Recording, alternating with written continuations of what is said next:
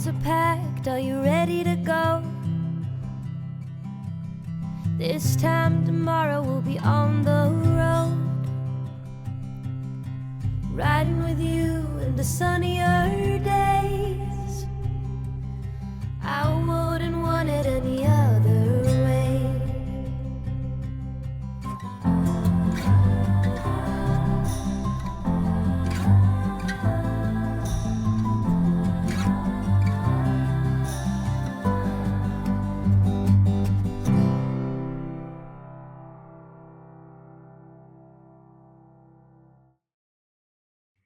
Hello, welcome everyone to Children of Éarte. We're so excited to be here.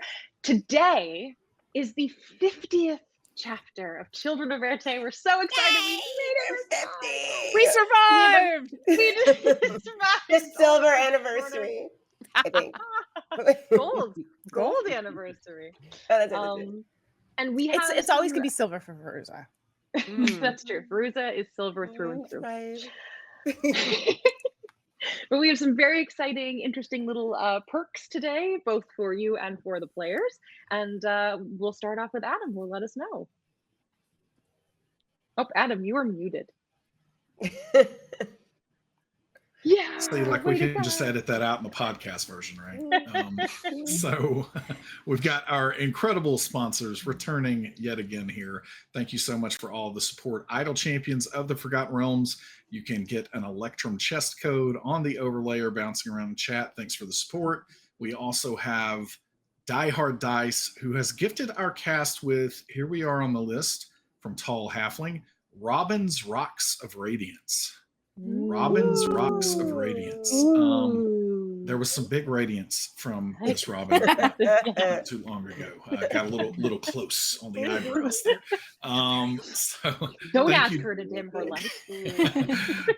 Thank you, Die Hard Dice. We will be giving away a $20 discount code that you can use in their store. You can also use the code Éarte to get an additional 10% off your order. So please go and support Die Hard Dice. And finally, tonight, you'll hear the dulcet tones of Sirenscape because epic games need epic sound.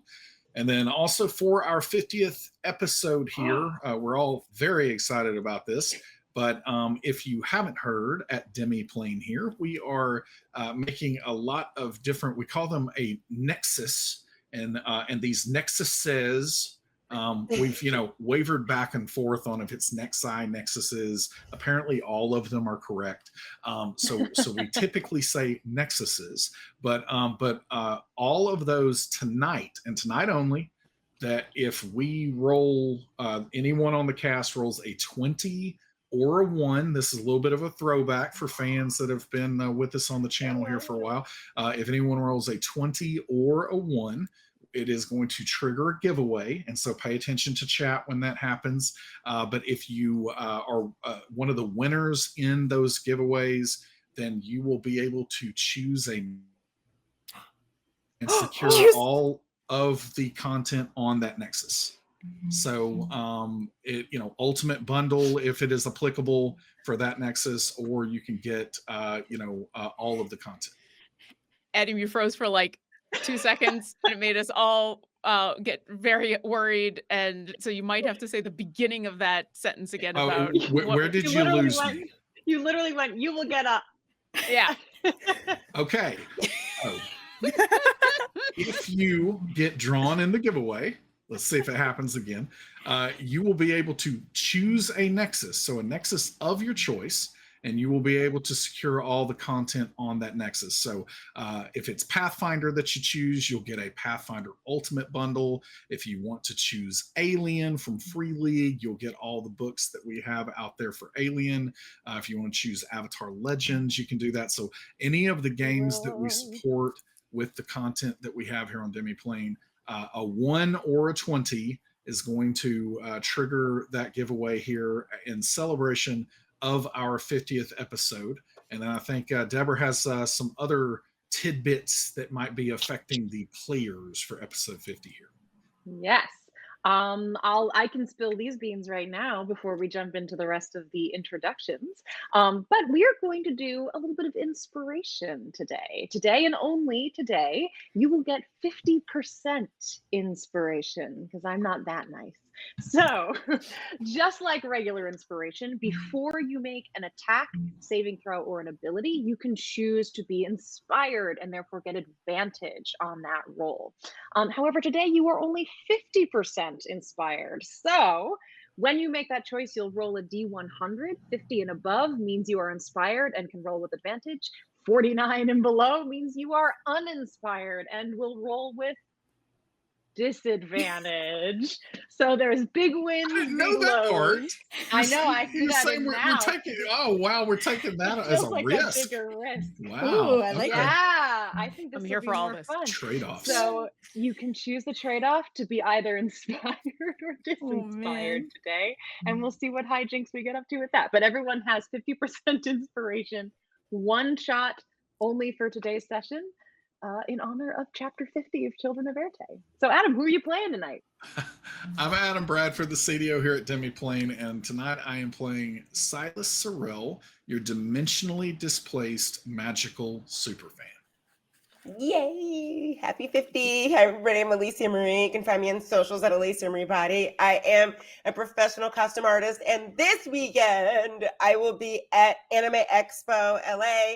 I'll be appearing with Sega in a new costume that I made specifically for this event. So if you happen to be coming to Anime Expo, you're rolling through, make sure you stop by Sega to come say hi to me in my costume. All right. Tonight I'm playing Fairuza Armstrong, who, you're never going to believe this, just saw her reflection. I know, unbelievable. I can't believe it either. Best cliffhanger of the season. Yeah. Hello, I am Jen Kretchmer. You can find me on socials as at DreamWisp. I stream on Twitch as DreamWisp Jen. All sorts of stuff dropped recently for Dreams and Machines, which is a game I helped write for Modifius. It's a really cool world. Go check out the stuff that's happening. It's really neat, and the starter set launches at Gen Con, and pre-orders just opened up. But I'm so excited about the world. We did some very neat stuff, and I'm glad people get to finally see it. But tonight I am playing your friendly neighborhood troublemaker, Maeve Morgan Flynn. Hi, everyone. I'm Lauren Urban. I'm the content manager over at Idle Champions of the Forgotten Realms. You can find me tomorrow entering the Velvet Lodge, which beckons for all to enter. Yeah, that's right. The thing that I recorded so many months ago is finally coming out tomorrow. You want to follow Elder Eye Entertainment on all of the socials, or you go to twitch.tv/ElderEyeEnt, because you can only go so long. So definitely follow them and watch tomorrow for episode 1, because the Velvet Lodge is open for business. Oh, also tonight I'm playing Carolyn Nebster, who is a spider at the moment. And hi, everybody. My name is Hope LaVelle. You can follow me on Twitter at the Hope LaVelle.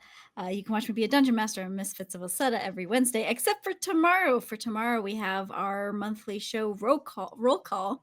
And tomorrow we will have Tanya to pass. Yay! So if anybody wants to come ask questions, it's going to be amazing. Going to be hosted by Lee Goldberg and Danny Gage. So it's going to be a really great time. Come check us out. That's how we roll channel. And anything else? Oh, yes. Tonight I am playing your favorite granny for hire, Miss Robin Beckett, who's just kind of on the sidelines right now, just figuring out what to do. We'll see what happens. Yeah. I'm Deborah Ann Woll. I'm your storyteller for this evening for Children of Éarte. So yeah, everyone get cozy. Thank you for being here. Get some warm drinks. Yes, I am drinking out of a Pyrex measuring cup. It's back. You may have noticed last week. It's canon. Patented. Now. Hotels have ridiculously small teacups, and that's a waste of a tea bag. So this is what's happening for me currently in my life.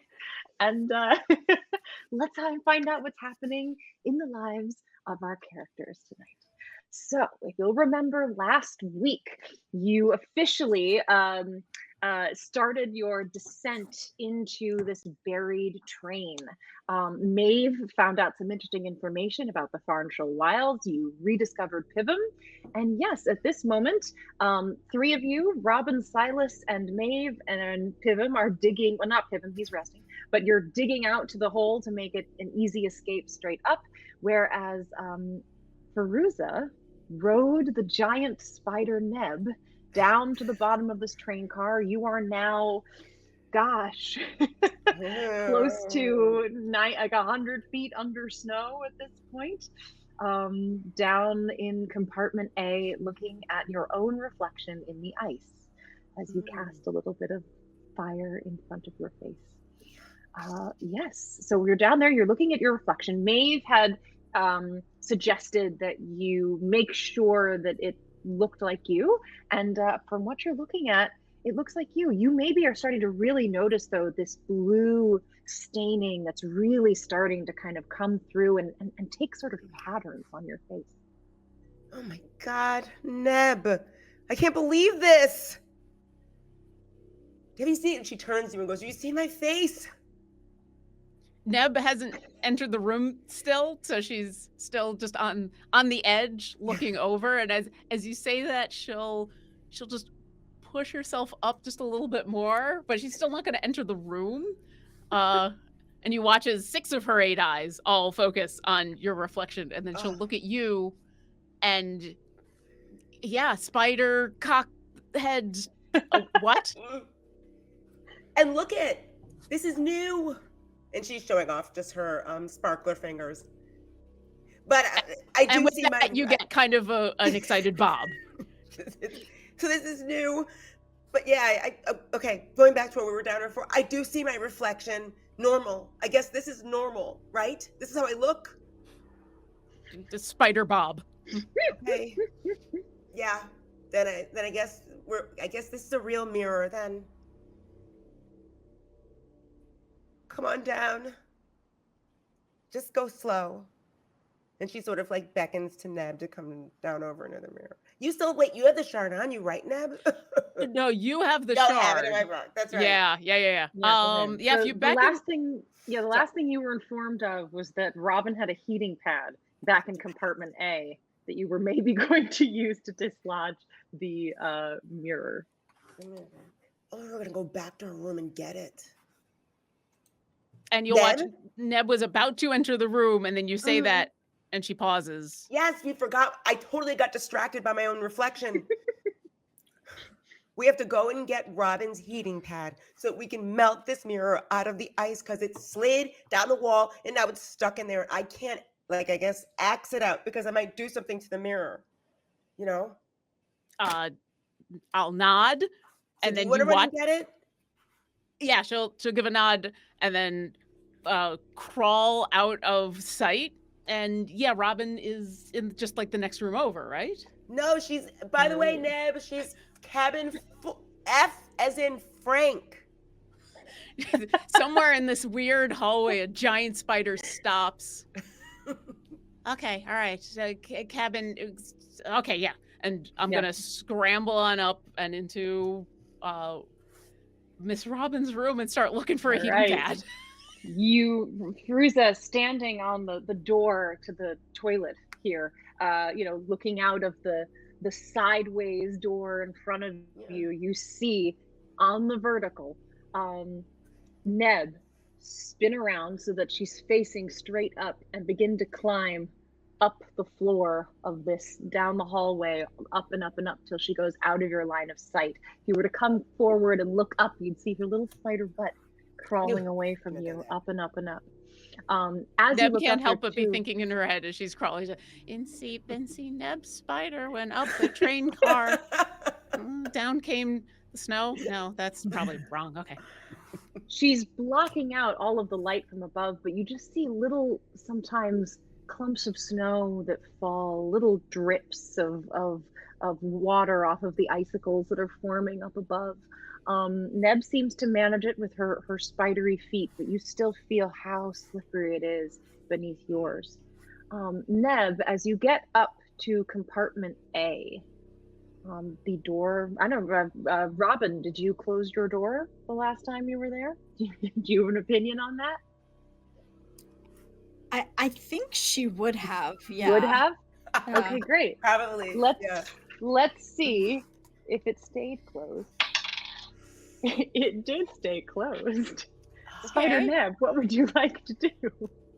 So the last few times that I have tried to open a door while I've been an animal, I've been in a form that has not been very good to do that with. But Neb feels a little more confident with spider toe beans, so I'm gonna try to use my front 2 legs to grab the handle and open the door. Fantastic.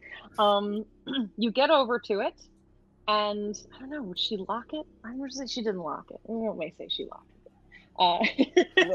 And you are able with your sticky fingers to get enough pressure and just sort of knock at it and kind of turn the thing, and it slides its way open, banging as it sort of gravity grabs it as it falls down there, in which case we will check. A bit of the train shudders under the kind of opening of that door, the weight shifting in that particular space. Down below, Fairuza, you feel almost like it's dropped 6 inches. I feel like I'm in a horror movie, but I'm the monster. This is bad. Does Silas hear that? And it's up to you if you hear it. I can't hear it unless I've spoken to you. Yeah. Oh, I didn't know if you still had detect thoughts on. Yeah. I don't know how long has it been. That's too far, right? Message that he's got 120. Detect thoughts, he's only got 30 feet. Okay. I'll freeze until I think everything has stopped moving, and then crawl my way in and start searching for a heating pad. All right. Where do you keep it, Robin? Keep it in my trunk, like my travel trunk, beneath a quilt, so it'd kind of be towards the bottom. Okay. So the trunk itself probably was next to the bed, something like that. At the foot of the bed. So you see it now, the train having, gone on its end, you see it now has smashed into the shower room. You can see the trunk back down there in the shower. It's covered in glass from the shower doors. There is, lots of other things that have fallen in there with it. Some books, again, lamps, anything that is breakable and not nailed down has fallen into the debris inside the shower room at the end. But you can see the trunk back in there as you, creep over the bathroom door, creep over the vanity. Is the trunk still closed and still complete, Definitely or did still it smash? Closed. Okay. It didn't smash open. Those are pretty sturdy. Those kind of heirloom trunks, yeah. Yeah. All right, I'll try to open the trunk. All right. Climbing in, you immediately see the jagged glass along the side. As you go in, you can feel it begin to pierce at your legs as you try to make your way through this very narrow opening. Okay. How far away from the opening is the trunk? 3 feet. Okay. I would, instead of going in after the trunk, I would like to reach out with one of my sticky fingers and try to grab. Usually those heirloom trunks have handles on the sides. Yes. Can I hook my claw around a handle and drag it out? Absolutely. We'll do a dexterity check as a spider. Okay. So you brace your 7 other limbs around the edge here, being careful of the jagged glass, and stick one down and is able to reach. Please give me a dexterity check. 20. May I just point out that this is called a hope chest? Oh, it is. There is. It's right. Fantastic. That's amazing. So for the 22. 22, yeah. Fantastic. You loop that sticky leg around. It turns on its side as you begin to kind of pull it up, and more glass shards and books and things that are on top of it fall down, shattering onto the shower wall behind it as you lift it up. That disturbance causes another shudder. At this point, a huge clump of snow falls in through the window near you. An even larger clump falls from above, straight down the shaft. As you turn, it's too late before it has already gone by. Fairuza, you see it fly past you and splatter on the bottom of this train, at which point the entire thing does seem to drop now another foot. Fairuza, I'd like you to make a dexterity saving throw, please, at disadvantage. I should make one, or You should make one. I should make one. Okay. Because you're in the Sorry. doorway down You there. have your inspiration. I know, but I'm like, You're- am I He's the already first? disadvantaged. You know what? I'm going to be the first to use my inspiration. Oh, okay. Go You're for gonna use it. your inspiration. So yes, roll D100, and we'll see if you are inspired or de-inspired.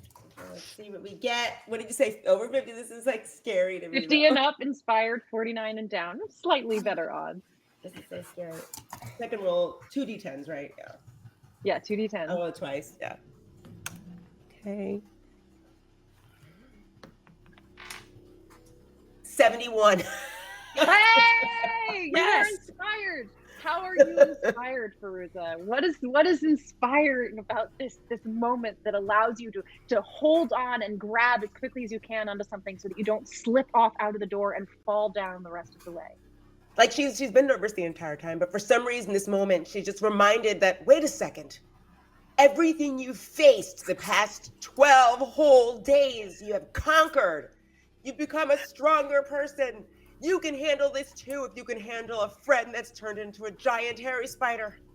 All right, you have advantage. Roll your saving throw. What? Okay. That was just to find out if you were inspired. So now we're Like going a to roll your saving throw. But now you're rolling it at advantage. Okay. I was like, wait, what? Yeah.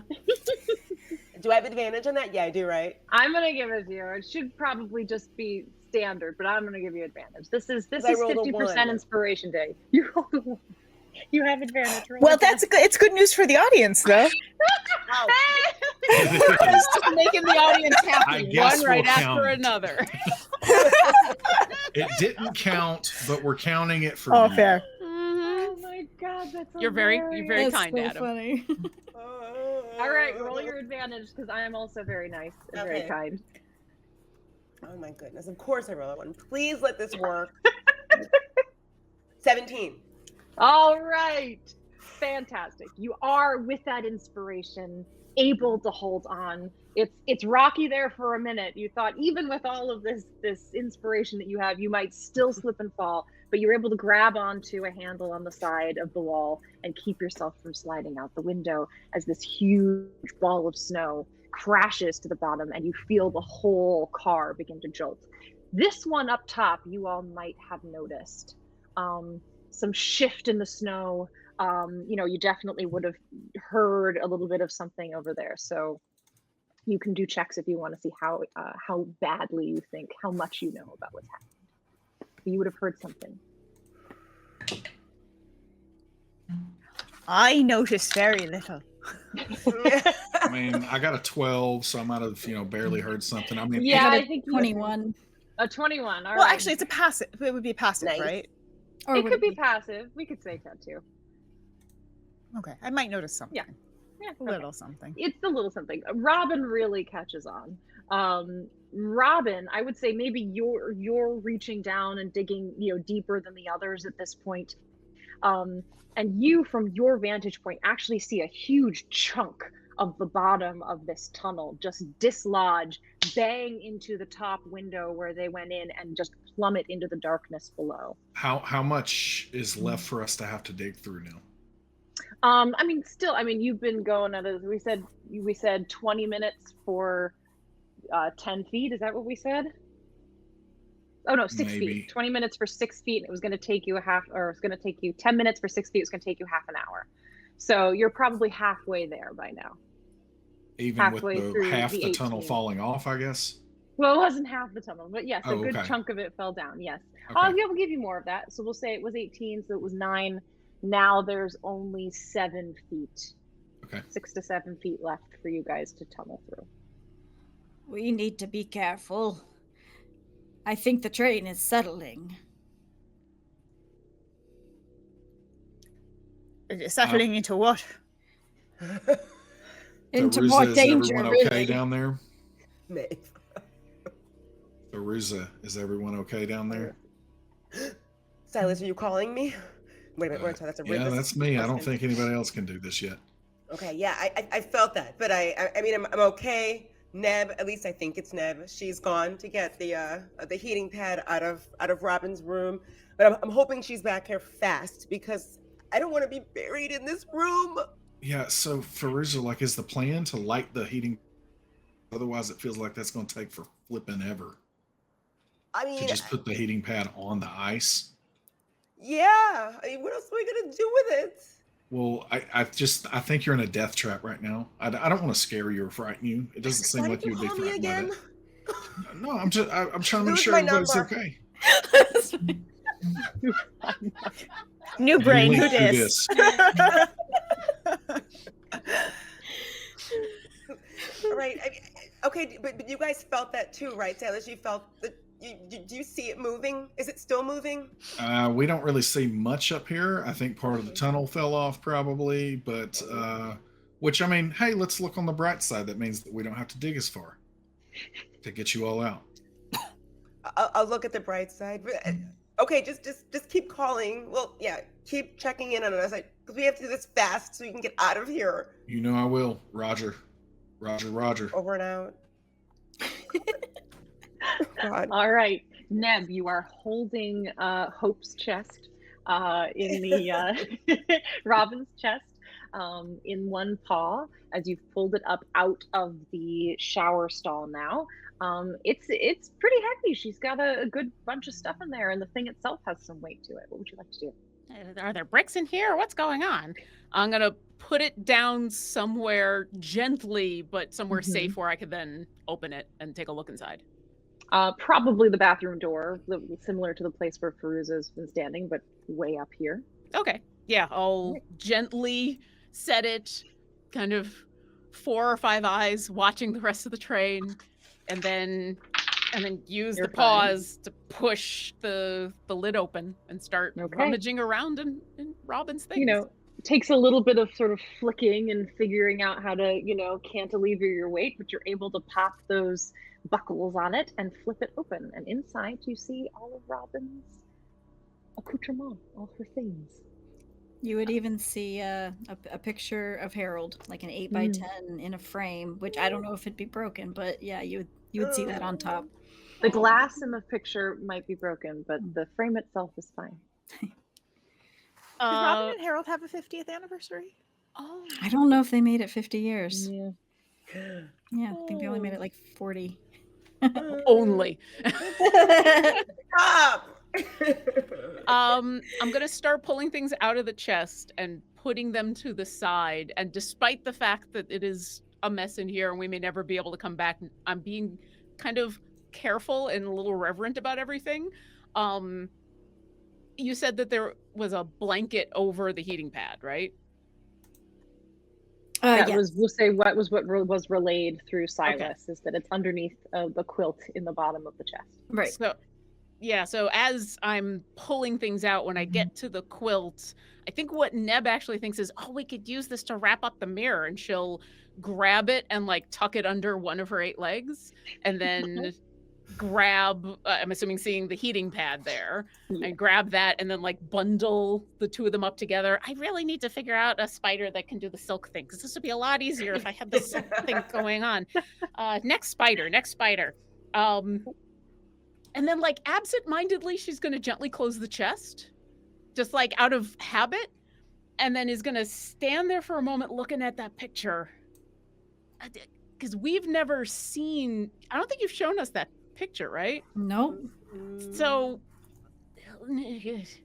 I think Neb can make some assumptions about who that is, but is going to waffle for a moment and then leave it, turn around and just take the quilt and the blanket and the heating pad and Oh. Yeah. All right. I love So it. in one of your spider legs, you've got the quilt. In the other, you have the heating pad. You are 2 legs down to 6.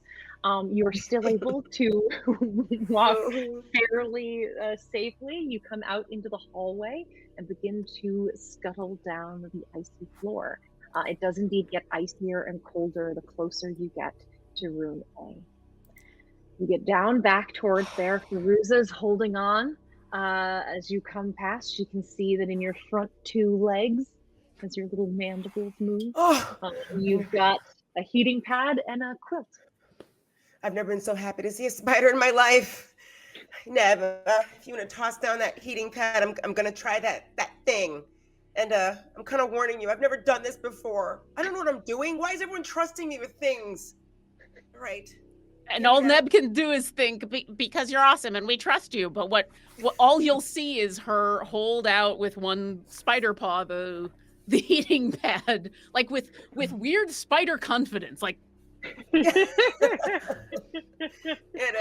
gonna take it and just sort of look at it. Okay. It's one of those old ones that has like the blue felt cover on it, and the cord is kind of ivory and has that big chunky thing with the button on it before it gets to the end. It goes right over there. Oh, jeez. Yep, I've got one in my room. We all have one. That's why they're the best. Yep. That's a throwback. And she's immediately going to start just like, wow, I wonder about the liability of these things starting a house fire. Okay. She absolutely thinks that. And then she goes over and she's like, okay. And she starts to look for a cord to plug it in and then stops herself. She's like, Fairuza, get a handle on yourself. Okay, Ned, I am going to attempt to use inborn electricity to start this heat pad, to melt this ice, to get this mirror out. Right? Nev's gonna hold both her. She's moved the blanket to one of her back legs. She's gonna hold up both of her front legs, like in touchdown motion, and wave them in the air like Kermit Flail. All right. Right, let me think. Fairuza's gonna make electricity, and I'm so excited about it. I've never done this before. Okay, thinking. Looking at my inventory. Okay. This is something she used to do when she was in law school. So okay, stay out of my way, keep my hair out of my face. Okay. I'm going to use something I've nicknamed in my head. I'm having a conversation with a spider. No, I'm using something that in my head I call static shock neb. This is something I've named it. Okay? This is what I'm going to use. Or should I use the thing I called lightning bolt? No, that might shoot us straight out of the. Okay, you know what? I'm going to use static shock neb. Right? Nodding.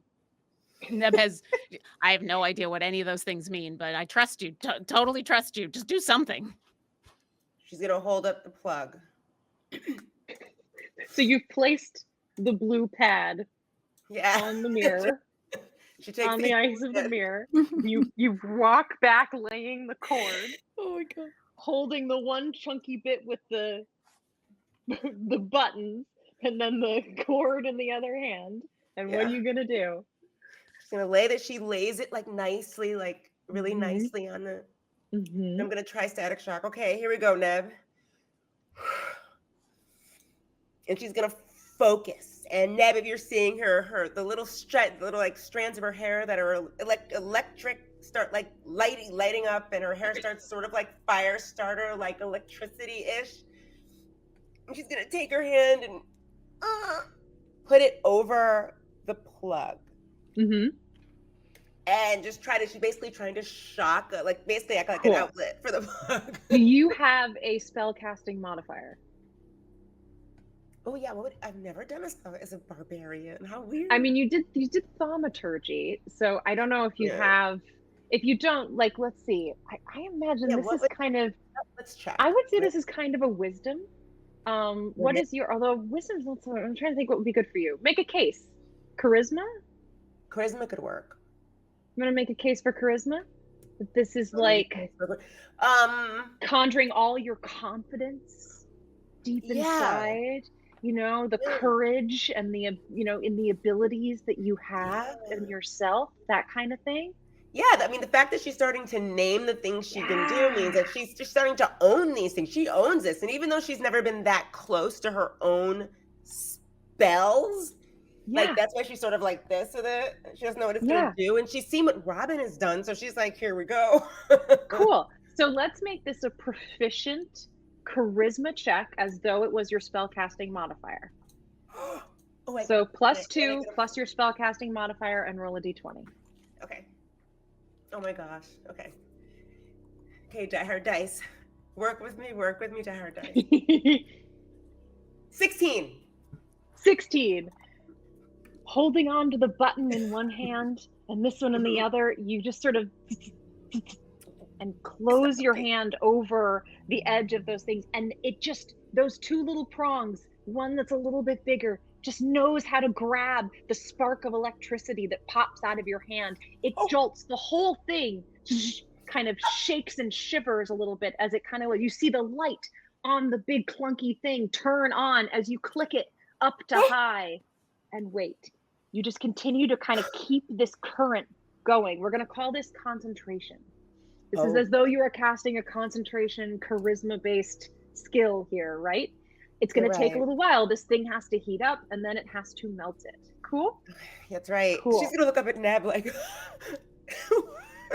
I'm going to clap my front paws together. Little toe beans and fur just going... Oh my God. It is appearing to work.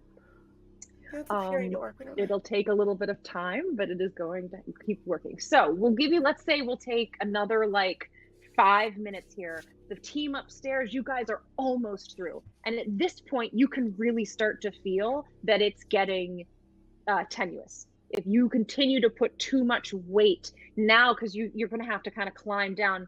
So you've been sitting on the place that you're trying to dig out. Now it's getting too thin to hold your weight. You're getting to the point where you either need to back out and find something longer to do to reach this, because you're going to fall in or cause some kind of a collapse. I have a thought. Mm-hmm. Could we step away here? Are people stepping away? Or Oh yeah. okay. I'm at least looking inquisitively and taking a half step towards you. Okay. If people sort of, as we step back to a slightly more sturdy ground, Maeve is going to pull out her pocket knife. And she's going to flip it open. And as she sort of flips through these different, of the different blades, you notice there are the normal pocket knife attachments, right? You have your normal... A but toothpick, these are, yeah, but normally you don't have like one that reaches 5 feet or 8 feet or 10 feet. I need to pull up the stats on this thing because it's not something I would normally be carting around. But I am going to be able to bring something along that is going to be useful to us. So I'm gonna grab that if you want to keep going with somebody else while I find that. But I have something that will give us from, say, 10 feet away. It flips open and there is a bladed, long, it almost looks kind of like a broom with blades on the end of it, sort of, that I could almost sweep around the edges with. Yeah, I'll put the stats in our chat. Every Like somebody homemaker draw that. But it's formed out of that same midnight kind of, it like the very base of it is made of the steel of whatever would be on the pocket knife, but the extension of it is that same sort of swirling dark midnight star-studded sky that Maeve's letter opener extends into. Awesome. So I'll describe a little bit of what you all have been creating. It's almost like a cone, right? Like an ice cream cone coming down to the center. So you've been digging away, slowly widening and widening. So now that you're down, 10 feet and there's only, maybe 3 feet left to dig, and that it means that as you're going down and digging, the space that you're putting your weight on is starting to get thinner and thinner. So at this point, you do notice, and this is just a gimme, that when you step, little bits of snow will drop. And Neb, from above, you keep getting pelted with small little snowballs that seem to be falling off from the hole above. So you all are well aware that this is starting to become structurally less sound the more your weight is on it. I will say, everyone, that I mean, I can go down there and try to get the last little bit out, because if something does happen, I know that I can catch myself if I fall. Well, I mean, what about the train falling? Well, I mean, that's going to be a problem regardless of whether we get this finished, dug out here. I'm just saying, in order to get the opening big enough, we can at least do that part, and I am fine to go down there and try to finish the last little bit here, because if I fall, then I'll be able to throw up, a safety net. All right, sounds fair. But then we do need to figure out how we're going to get them out of there. Are you going to be able to get there before they... We don't know what they're falling into, or where... Well, I mean, we can see, like, from where we are, we can see parts of the train now, though, right? Yes. So what you can see is the top, end of it. It's mostly kind of covered in snow, but half of the door and the window that's smashed open has been excavated by Neb and Fairuza. As you get closer down, you can see the hole that they made through the window into the rest of the sort of more sideways train that way. But going down into the hallway below, you don't see very far because it's quite deep. Yeah, but I see a place that I could land. You see a place that you could land. It would be on the back of the train. Yeah. There's not much snow otherwise to land on, other than what's on top of that car. So I mean, Maeve, I'm fine to try to use this tool, we'll call it. Broom knife? Whatever this bladed broom is. But I'm just simply saying that, like, if I fall, I am very confident I can at least catch myself. Excellent. And when the entire top of the snow falls in, and the rest of us fall as well, and the train falls, and they... Well, I mean, I thought everybody was going to step back a little bit. I mean, like... But avalanches collapsing or not. I'm just saying, like, I mean, they're in a pickle down there. So, right now what we're just trying to get the hole big enough for them to come back out of. And it's almost there. Yeah, it's almost there, but it's not there. So, like, if they get up there and they can't get out, then what I'm saying is there are two problems here. And we need to figure out how to... And we're trying not to make it 3. Sure. Or 4 or 5. But if you want to, I mean, it's clearly unstable. If you... do you have another way that you are going to make the hole big enough for them to exit?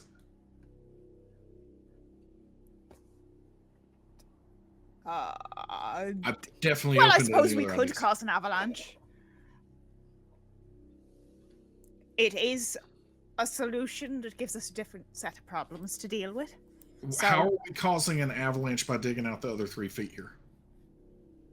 I don't know. You exploded the train before. And you might as well do it if it's so shaky. I guess what I'm trying to get at is, what on earth have we been doing for the last 30 minutes if we thought that this was going to be death and destruction? But if we're this close and it's just so thin now that we need to just step back a bit to finish clearing it. And we just totally need to finish fine with clearing that. it That's what I'm saying. Like, if you think that the tool can get us down there, but if it's 10 feet long, it sounded like it couldn't quite make it. I was just simply saying I am fine to be in the front, where if I did happen to fall, I know that I can catch myself. So I just want to clarify, because I think we might be on a couple different paths. Of course. My sense was that we were trying to clear it, and we just needed to step back a little bit, and we just couldn't reach to finish the last steps of clearing the area. So this is basically you were clearing 18 feet. You lost 3 from the bottom. So now it was up to 15. You guys dug down 10 and some. So wait, where was I? Where were we? 15, 10 and some. You've got about 3 left, but it's 12 feet down. So yes, so you'll have to go into the cone somewhat to reach it with a 10-foot tool. And I guess what Silas is suggesting is, because it's unstable, we could do that and you could have 10 feet distance on it, or Silas could go down and finish the rest of it. I'm also suggesting that I am fine to use the tool. So this would actually 10 get us feet from it. 15 feet because it's a 10-foot reach. Oh, okay, great. So yeah, potentially Maeve could actually reach all the way through. Yeah. Okay. That's In very theory. hard for me to visualize, but I'm fine with it. So my normal extension would be it's 10 feet beyond what I could normally. I think this is some weird D&D space and not like how it really worked, but I'm okay with it. So here's what we're gonna. But it's okay if we can. Go ahead. Silas, why don't you go ahead and lead the charge? No, please. If it is being said that you can dig it from to me potentially falling, so let's do your way if it works. Here's what I'm gonna offer. I think if one of you holds Maeve's legs and while she dangles over to get those few extra feet in there, we'll absolutely give her reach. How about that? How about that for a deal for you on our 50th anniversary? Yeah. So she can use her 5 feet. Or we plus could her just, 10 feet of reach. light a torch on fire and throw it in and try and melt the ice. You've got this. And we've got you. Yeah. If you drop me, I swear. And you're not going to be alive to do anything about it. That's actually a really valid point. Fair enough. Okay, who's gonna try and hold my legs? We could each take a leg. Oh gosh. Okay. And you've Teamwork. got crampons and things you can dig your feet in.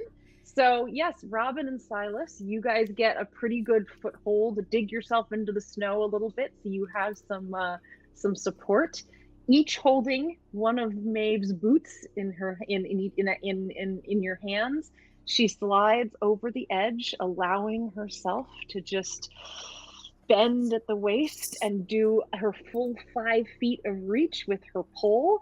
It does reach through to the bottom, and you can begin to circle and dig and start widening that space as they hold on to your legs. Now you're on an incline, so it's not a super very heavy. But yes, of course, if something goes wrong, we'll have some checks for that as you continue to widen this hole. This is the only way. I was mistaken. I would not be able to reach 15. It would be 10. So, So this is the only way we do. could do it. Perfect. Yeah. This is the way we're going to do it. You're going to be held by your ankle over at least 100 Oh foot my drop. gosh. It's gonna be fun. It's gonna be. You can feel that Maeve's boots are like steel lined or something. They are super sturdy. Maeve's feet are like her shoes are sturdy as heck as you're holding on to her feet. But yeah. Well, this is not what I thought I would be. Why do I keep ending up like reaching on my belly today? This is just feels like I'm gonna go sledding or something. Down below Neb, as Maeve continues to circle and whack at the bottom and try to clear this, you just continually feel this pelting of snow from up above. You can't quite tell what it is, but it is just chunks of snow that fall as they can no longer dig it and bring it back up. It just falls by you, splattering into the floor and detritus below you. I think for the first Fairuza, minute, what's a sit rep? I think for the first minute, there's a lot of batting it out of the way and being annoyed while I'm trying to watch what Fairuza is doing. And then after that, Neb is just like, well, this is my life now. And She's just ignoring it, keeping focused on Fairuza. All right, Fairuza, you got a message from Silas? Yeah, well, I mean, I'm watching the blanket to see if it's working, if it's melting the ice. Does it You look go. like it's doing anything? She's gonna lift up the Yeah. corner. Does it look like it? It does look like it is melting it, yes. It's working. It's working. You can see little rivulets of water, especially, you know, in the static charge of the light that you're, you know, emitting from your fingers. Little rivulets of water are beginning. You can feel the heat coming off of the, you know, those old heating pads are like, whew, they're strong. As you look under, you see you're probably about halfway, and that was with, you know, the heat up time, so you're pretty close to it being free.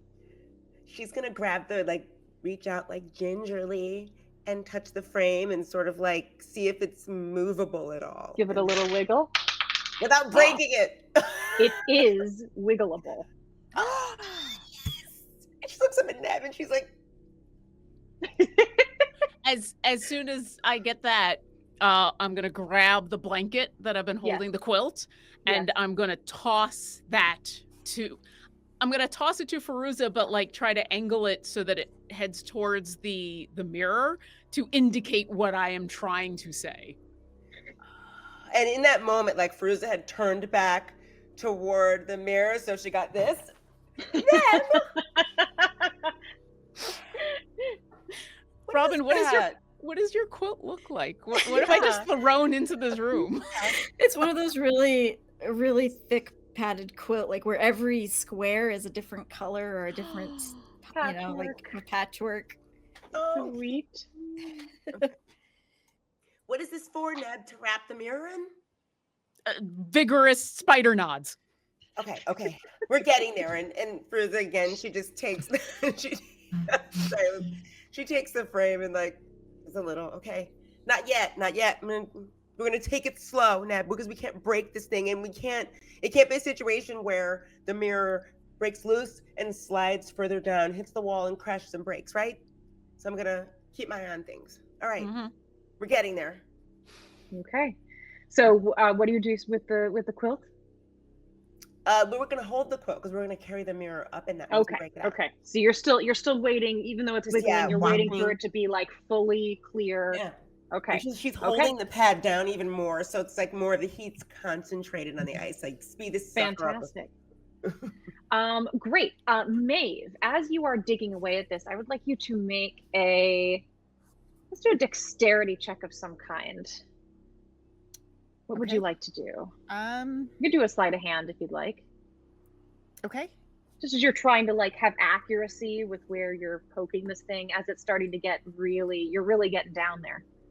So that's a 26. 26. You can see that there was just as you're looking, because now your head's halfway down this thing, and as you can start to see that there's actually a rivulet, a chunk of ice and rock just behind it, hovering over the open door of this space. And as you're sort of poking around, now that you've caught this, you very intentionally go the other way and leave that to itself. But you clock that is holding on by just a thread.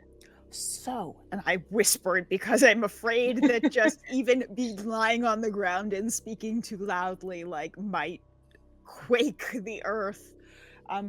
Just so you know, right here, and I point to where it is. This is the spot. That just don't leave it be. It will Silas starts with minor illusion to try to mark where he thinks she's pointing, and is are you talking about right here? And then it probably takes 3 times, but eventually, hopefully, almost like a laser pointer would get to where it would be. Not yellow do not enter tape crisscrossed. Yeah. No, just it's just trying to make sure that her hand gesture is being interpreted cool in the right way. So yes, your laser pointer line has sort of created an outline here of exactly where Maeve is kind of pointing, do not touch that space, do not disturb it, because she has found a giant boulder trapped in the snow right here. Down below, ladies, Fairuza, you see water is really running now. It's gone through a lot of the ice on the side. You're pretty sure you're clear. She takes one more glance at Neb, nods, puts her hands on the frame, and just slowly tries to ease it out of the ice. It pops out from the ice where it was being held in. The frame is this beautiful golden framed vanity mirror here. The glass is old and antique. It's really quite lovely. It's heavy too. It has a good bit of weight to it. It's strong, solid wood on the other side. As you take it and use the quilts, I suppose. She wraps it in the blanket. And she looks up at Neb. She's holding the mirror. It's like this big, right? Like that, maybe like this. Yeah, like a vanity mirror. Yeah, but something that would go over your sink. Yeah. Okay. So she looks up at Neb and she's like, are you gonna come get me? How am I gonna get up there? I think Or should I hand you the mirror? As you say, will you come and get me? Neb will now enter the room because she didn't enter the room before in case Ivy came looking because she didn't want to cause more panic. But I'm assuming at the moment, now that the mirror is covered, that Ivy won't see giant spider and avalanche and everything. And so I'll crawl in and reposition myself so that Fairuza can a spider hug. All right. Fairuza, how would you like to configure this so that you can hold on to the spider and this bequilted mirror at the same time? Heavy mirror. And the mirror. And you keep holding the mirror. Okay. Neb, we have to make sure you are you sticky, Neb? No. You're not sticky, are you? You see as sticky. Yeah, my paws kind of she'll pat them like this one, but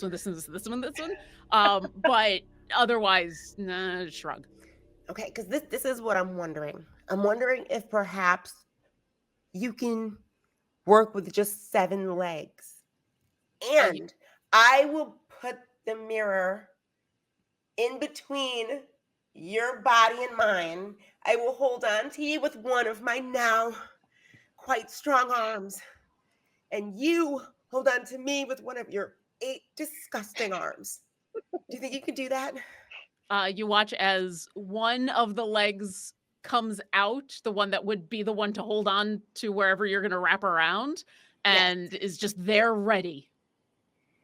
So you see from Neb's anatomy that she can't twist her leg to hold you from the back, but she could certainly curl it and hold you to her belly. Yeah, so she's going to have to crawl underneath. Oh, I was picturing you like on a motorcycle when you wrap your arms around the person in front of you, and I was gonna I'm okay with that too. Like if you're like, I need to be on your belly. Maybe I misunderstood. I understood her to say that she was gonna hold this mirror and wrap one arm, and you were gonna wrap your arm around her. Okay, no, that makes way more sense. So instead when you suggest this, you know how spiders, when they die, they turn over on their back?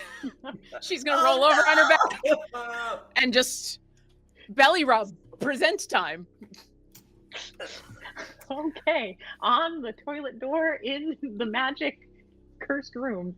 Spider hugs. Down, opens up for spider hugs. Fairuza, gripping this very large, heavy mirror in one arm, you lay it between your 2 bodies as you lay down on top of her, wrapping one arm around her segmented body, that big bulbous back end, through, reaching through 2 of her legs, as 1 or 2 of her legs reaches around you, grasping you to her. You feel the pressure on your back as it sort of locks in, and you grip each other tight.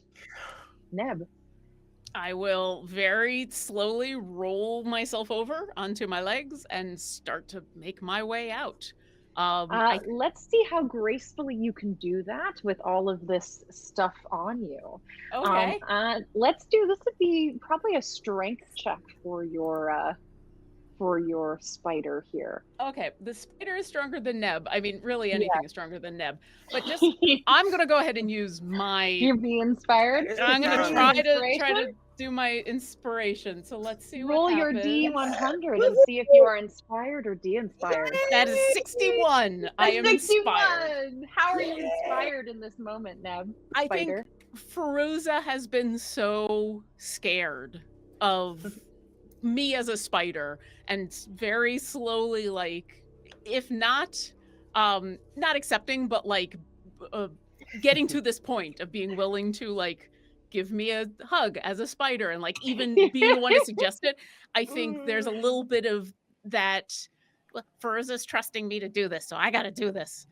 All right, roll with advantage your strength check to hoist your body up and over with this heavy mirror, and Fairuza, who is, 6'10" or something at this point. 6'5".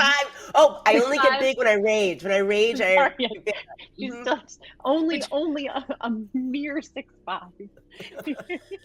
But please don't get angry while you're hugging me. Please don't get angry. Ooh, Yes, Oh no, go. it's a 12. a 12 with advantage. Yeah, I didn't roll Oh, very dear. well, and the spider only has a +1, which is better than the -1 that the human has. So I'll take it. As you roll to try and get yourself over nimbly, it's hard. Your center of balance is off with the weight below and how everything, and you end up rocking rather intensely to get your sticky pads onto the floor, so that you can be vertical. With that, the train again jolts down. Now, all of you above, especially Maeve, as you are head down looking at this, you see the coupling where this is pulling the entire back end of the horizontal train a little bit. It disturbs where that rock is. You have a reaction before this falls. Is there anything you'd like to do? Oh gosh, I'm not. It's a big boulder, right? It's a boulder. It's the size of you. Is it a large boulder the size of a small boulder? Oh gosh. I'm sorry. I've seen that meme. Oh gosh. Oh gosh. Oh gosh. Oh gosh. Well, it's falling. You shout. Yeah, I mean, there's not. Well, it's fallen. That's great. I'll go with it. It breaks loose and bam into the top of that train car. Neb and Fairuza down at the bottom. You feel the whole thing shudder as more things begin to fall. Now snow and bits of train are falling, and a huge boulder bangs back and forth as it lodges around room C above you. What was that? Is there, so at this point in time, Mm-hmm. are we dug out at the top? You can fit through, absolutely, especially now that this boulder has fallen through. It is open. And then with that though, when you're saying that, did we see the bigger one fall from where we were? You are pretty far away. You're 15 feet up there from where it is. You're aware it fell. Are you asking for a reaction as well? No, I mean I'm going to take an action, but I'm trying. Yeah, like it's not a reaction, but I want to take an action if I saw. Yes, the you big saw thing it fall down. Yes, you saw it. Okay. Absolutely. So I don't know if we're doing initiative or anything, but the moment that Silas sees that happen, you're going to see Silas says, Maeve, we got to come up. We got to come up. We're finished. And he's going to try to grab her by the back of her pants. Mm-hmm. If he can like get down there, and he just like kind of pulls her up to try to, and carefully, I'm not trying to hurt her.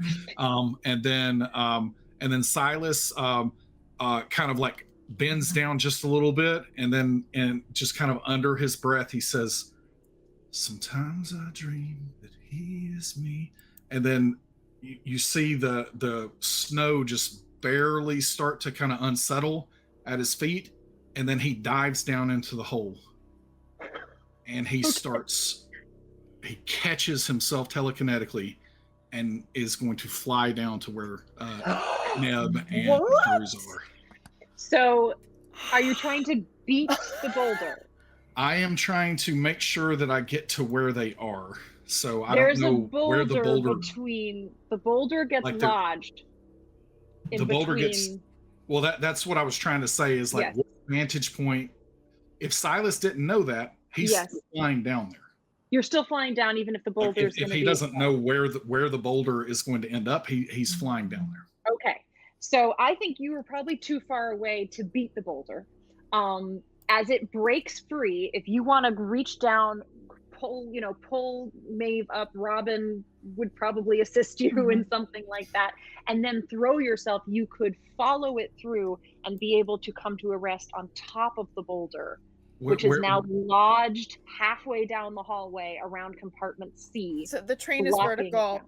The boulder is stuck in the train Fell itself. into the train. But there's no way busted open. around. There are squeezable places, but you can't fall through. You can get by. No, I'm not falling. I'm flying. You're And so flying. I am going to continue to go around.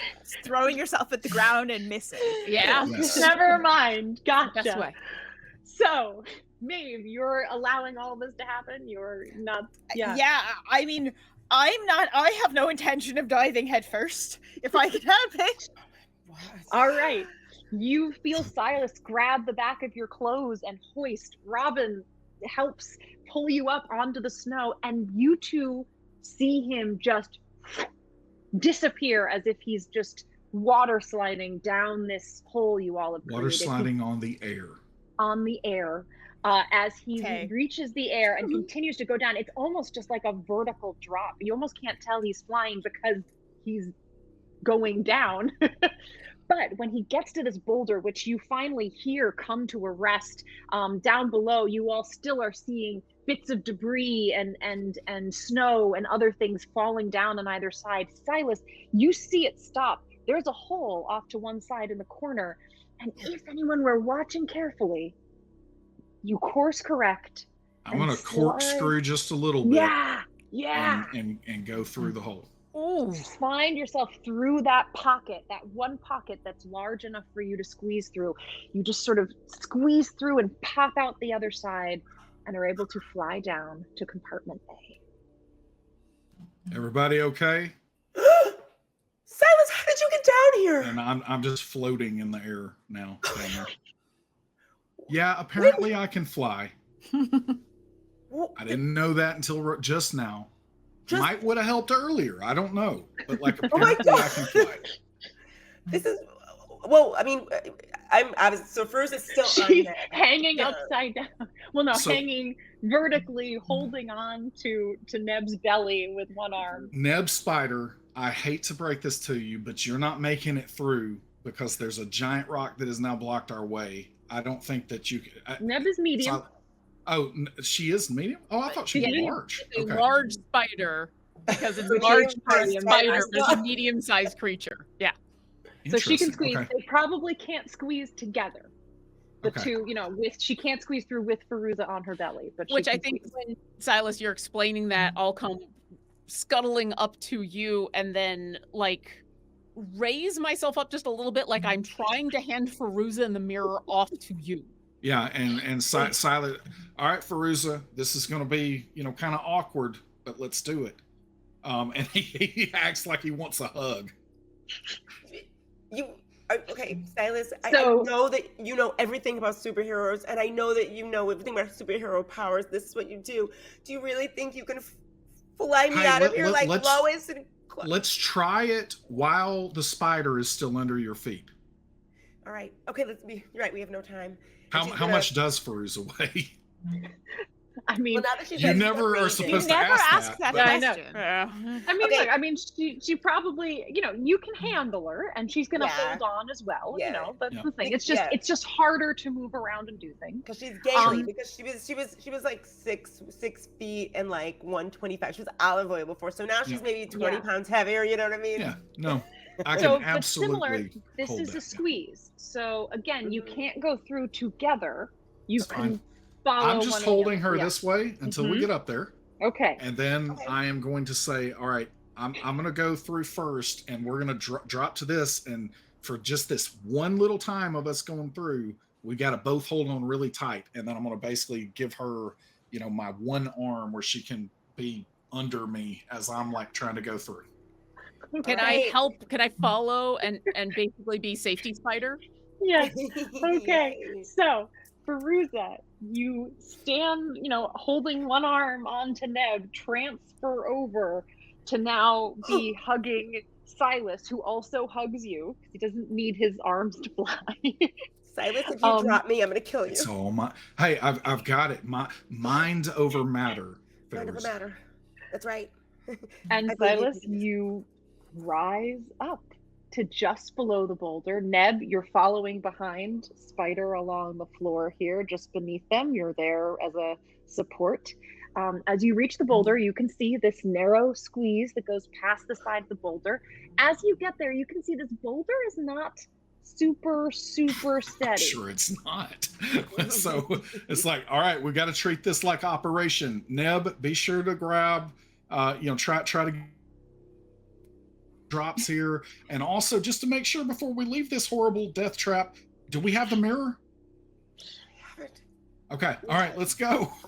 And then I'm going to try to, again, very carefully, like Operation, go through the hole while I'm like trailing Fairuza, So you want to do one like of these, dangling. basically, and hold Fairuza arm by She's arm. very, very strong. If it matters, we can, try to, wrap our clothes or something, a little bit of a, tie off there. He can take off, the hoodie. I just want to be able to picture it here. Yeah. So you do as firm a hold as you can. And we do the whole, down the forearm, because we try to hold the hand at first. And I'm like, no, this has got to be like, we're playing ball. And then, and then he's like showing her, and it's like this right here. We got this. You got it.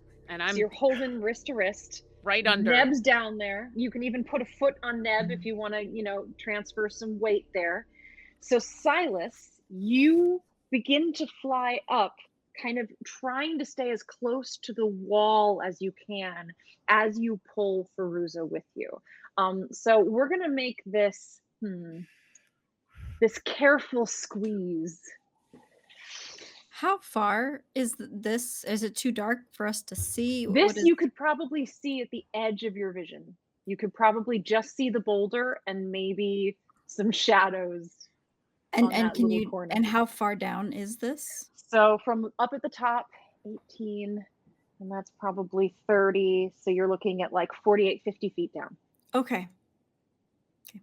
And at some point during this, Silas is definitely going to say, and he's going to do the thing, because he hasn't gotten this part really good. He starts talking to Robin, but then maybe does a few words to Maeve, and it's like they might only get half of it, but between the two of them, they might get it all.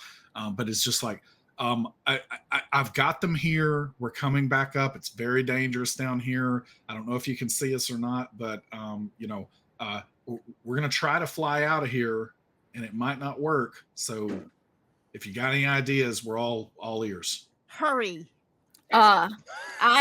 If you begin to fall, I can grab one person.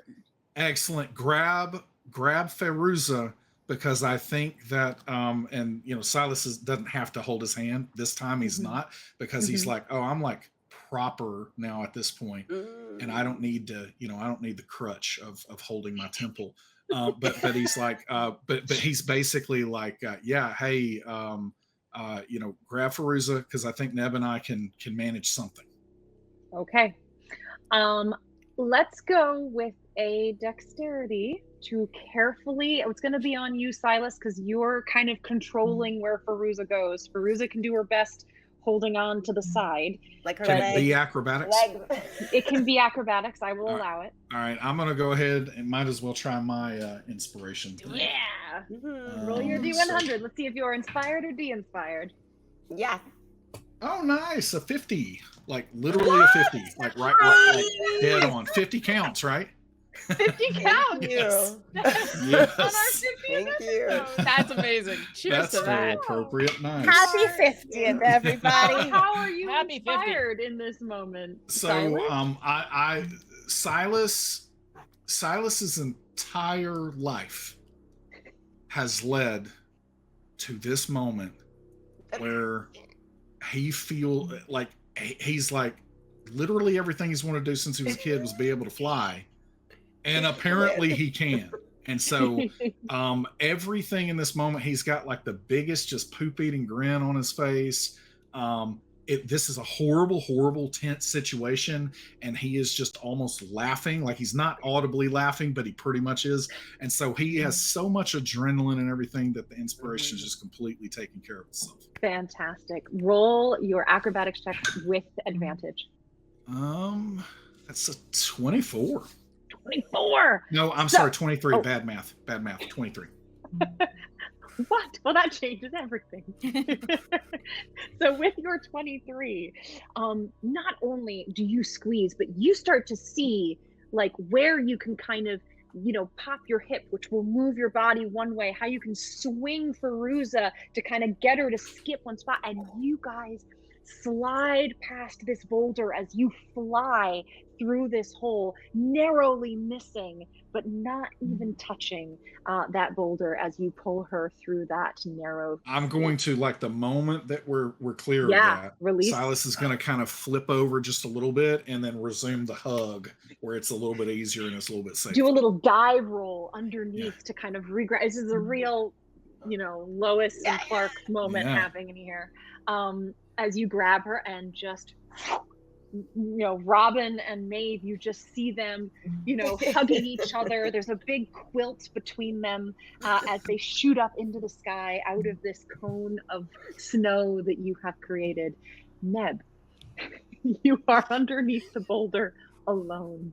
It just ever so slightly shifts. All right. Well, if Silas and Fairuza can do this, I've got several more legs than they do. I should be able to, and I'm going to try to follow Dexterity slowly. check through the narrow opening. God. Yeah. Yep. Okay. That's 8, 9, 10. That's an 11. That's an 11. Yeah. Ooh, you brush it. You're not used to this body, right? And you're sticky. So when you touch things, it takes a little bit to try to, get your sticky foot I off accidentally get myself stuck to the boulder for just like a brief second where I'm like, I'm not supposed to touch that. Don't touch it. And it shifts and begins to fall. I need a strength saving throw to see if you can hold on. Okay. Do it, girl. Okay. I just keep looking to see if any of these things are things that the spider has like proficiency in, and no, that's a 9. That's a 9. As the boulder throws, yes, Robin. I will do something if I see You're this watching. happening. I'm watching. You will see it happen. So you'll see, as you're watching tense, you're momentarily distracted by Silas and Fairuza just like out of a cannon flying up. But you look back Superman down and Lois have gone up, and now the monster that was chasing them is about to like slide down. Don't call yourself that. Spider. I'm an adorable monster, but It's the monster at the end of this book. That's fair. I mean, I'm cool like Grover, so it works. You see her little 8-eyed blobular head stick up, and it almost seems to smile, and then the rock shifts beneath it, and it seems to go, and the rock begins to take it down with it. What would you like to do as you see this happen? If I can see her, Robin will say, 50 feet away. Neb, trust me. And the reality around the spider will warp, and I can pop her up with my vortex. What? You have to say, it's a Constitution saving throw, but you can fail if you'd like to. I trust Robin with my life. So she says, trust me. And then I feel the weird something in my stomach, but whatever Robin's doing, I'm going with it. What does it look like, Robin? You just see this like warping, kind of like in the Matrix when you go, and it just warps around the spider and then just poof, and poof, 90 feet away, up here on the unoccupied space of snow. As the spider gets warped and disappears, and the rock disappears into the dark below, and Neb reappears up on the snow, you know, right next to you, a little ways away. You hear the as that boulder hits the bottom of the train. Any of you who look back down at it, the whole coupling breaks as it falls in, and the snow around the edges begins to fall in, filling in the train and everything below. Those of you standing right there, which would be Maeve and Robin, dexterity saving throws, please. All right, let's do it. As the snow begins to fall in on itself. Whew, 18. Maeve? You don't know, it could be a 20. That's No, true. it's not. It's an 11. An 11. Robin, you feel it below your feet and step back. Maeve, it sweeps right out from under you as you are dragged, sliding down into the cone of quicksand snow in front of you. Very quickly, your hands and your head begin to disappear down as you are buried. Everything comes to a rest about 5 seconds later. You do not see Maeve. And Maeve. then there is a spider right there with 7 legs because one has to stand, just digging. Starting to dig. Maeve, you stop. You have no idea where you are. You don't know if you are upright or upside down. You can barely move. You can just move a little bit of your limbs. That creates a little bit of space. The snow is packed up right against your face. As you breathe, the warmth of your breath begins to crystallize and harden a little cone of ice around your mouth. It very quickly becomes hard to breathe. Is there anything you would like to do?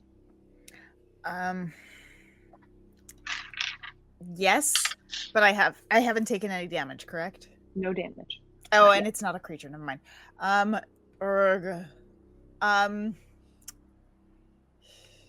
gonna say you are probably paralyzed condition-wise. Okay.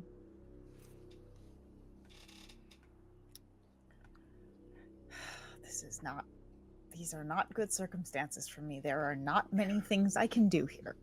I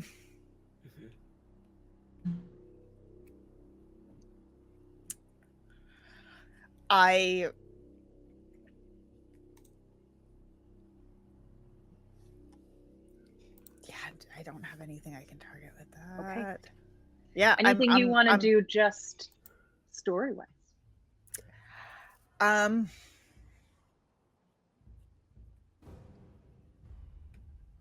Gosh.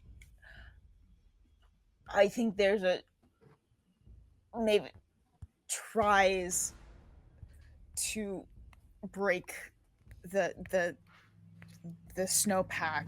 I think there is a bit of a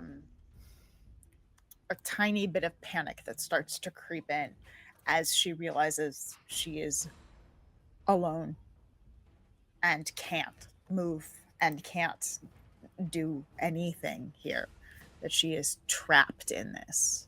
You struggle, tensing your muscles, pushing out. You're able to get so you can move maybe 1 centimeter, 2 centimeters, but you really can't get anything. And yes, that panic begins to set in as it rises up and your heart starts to beat, and it gets harder and harder to breathe. With every breath that you take and the faster that you breathe, you can feel less and less of it around you. Up above, the 4 of you. So she was sliding, does it feel like there was a trajectory or was it more straight down? She slid into, this cone that you made became basically just a funnel for snow and everything around it. And so the area around it that was unstable, she was taken down into that cone with it, but it filled in and packed in down there. So you're not, go ahead. You have an idea of where she disappeared. Silas is going to gently let Fairuza down, and then he's going to fly down to wherever he thinks that was.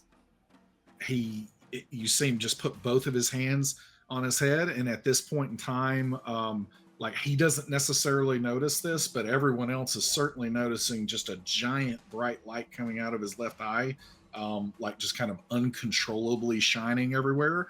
But then I am going to try to use detect thoughts. And I'm just flying and hovering around anywhere in the snow, hoping that she's within 30 feet, and trying to locate exactly where she is. Okay, so with that spell, if you know the person, you can target it without line of sight, yes? And does long as that there isn't- reveal their It definitely reveals their location where they are. and it yes. reveals their location? Okay, Yes. fantastic. So yes, you very quickly, she is there. You found her. You locate her, believing she is about 8 feet below the top Okay. of this snow. Then I turn around, and as I turn around, like at this point, like wherever everybody's digging, like you definitely see the light just shining uncontrollably, and then I'm like, she's here, I can sense her right here. We need to dig here. We can dig here. Neb, you said you were crawling over with all of your legs and starting to dig. Is Absolutely. it safe though? We don't. No, let me Neb try. walks And then Silas is over going there. to Silas is going to actually like kind of jump down and like land on it like superhero landing, like boom, and try to see if it like goes, because he knows he can catch himself if. Okay. As you put your weight, and as Neb also crawls over and starts to sort of, dig, you both notice the snow shifting beneath you, that there is still air pockets down there where snow wants to slide. We don't, so we see nothing of Maeve. She's completely covered. She's completely covered. Silas knows that she's about 8 feet down. Right there.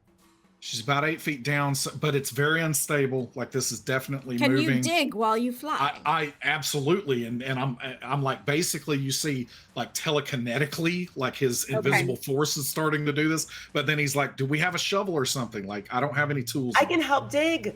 I have a massive axe. I'm afraid I can help anything. I'm afraid if you're over here though, it's going to go down further. It's soft. How heavy is the spider? Is Neb? I'm a medium creature, 200 probably pounds, maybe. heavier. Yeah, probably heavier than Neb as a human. And I think what Neb is trying to do as soon as Silas points out where to go, I'm digging, but I'm also remembering what Silas did when we were getting out of the avalanche of like moving the snow back. So it's like front legs digging and then pushing with her other legs the snow like up and over. So to try to not just dig, but get the snow well out of the way. Yeah. Okay.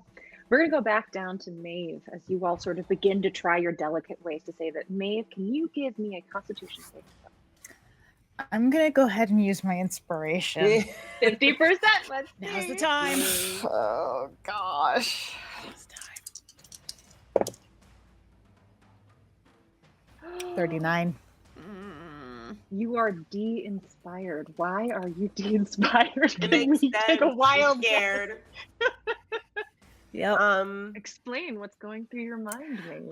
Because I'm buried under snow and can't move and am isolated and terrified.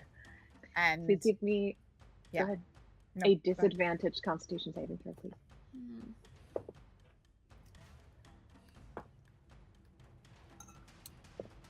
5. 5. The dice are like, F this. The air is spent. You are now out of air. You are suffocating down there. With that panic, you begin to gray out. We will come back to you. All of you up top in the next 6 seconds, what would you like to do? Robin, not wanting to get close, knowing that probably wouldn't help, is going to look at Silas and just say, Silas, you have to go faster.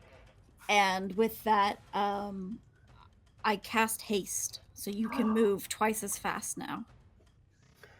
So and you get an extra action, and you get a +2 to your AC. Does this look like anything? It almost feels like as if just a burst of air just like on you, and you just feel like this like speed. Silas, like it's almost like he like registers it and like shivers just a little bit, and then he's like, he like just gives like a really significant nod. And he's like, this is like when I ate too many Smarties, like that whole bag, and he like he just gets after it again. Like I'm using a bonus action to have my invisible telekinetic force digging. I am taking hands or whatever, and you're still flying. flying over the top like Voldemort, right? I can hover. Like Yeah, I so don't. you're just hovering. You're putting no weight on Silas's it as you feet dig. might not ever touch the ground again. So he is basically like hovering over that, but he's like face first trying to dig out here. Okay. The rest of you remember what Silas said about his reflection in the maze of mirrors and how it always felt like it was a little bit ahead of him. This looks uncannily like what he was describing. He is moving so quickly. It's almost like things happen before he's able to think about them happening. Anything else? What, Neb, Fairuza, anything else you guys want to do in this 6 seconds? The only thing I have is, I mean, now that I'm this level, I have giant power, and it basically means that I can lift and push and pull twice what I used to be able to. But I don't want to move down onto that snow if it means it's gonna fall in. Yeah. I mean, I have an idea if we start to see some of her. You do know what I mean? But since we don't see any of her yet, we're just sort of waiting to see, like, staying back, not causing any weight shift or anything. Okay. Yeah, if anything, I was like, if you guys get tired, I can jump down because she can rage and move and push things and lift and carry. Neb. With Silas having this huge burst of speed, I think Neb is going to shift from digging and pushing to just pushing. So she'll not move too much, but let Silas do the majority of the digging because he's suddenly super fast, and be his backup spider and just be pushing the snow and the ice and whatever that he's pulled up so out of the way that it can't come back down and rebury anything. Fantastic. Pitham has been resting, but with this, he doesn't want to break his rest because he's pretty sure he's going to need all of that, what he needs for later, and he might, even need it now, but he's going to help you, Neb, without breaking his rest, just redistribute some snow. That's not too much for him. He's not much of a digger. So there's not a lot he can do digging wise with that, but he's going to use what he can to kind of help you on that side. And I'm going to say it doesn't break his, I'm double checking. He has nothing really to help. See, he's going to work on that piece of it. All right, back down with you, Maeve. You are grayed out at death saving throw. Number 1, please.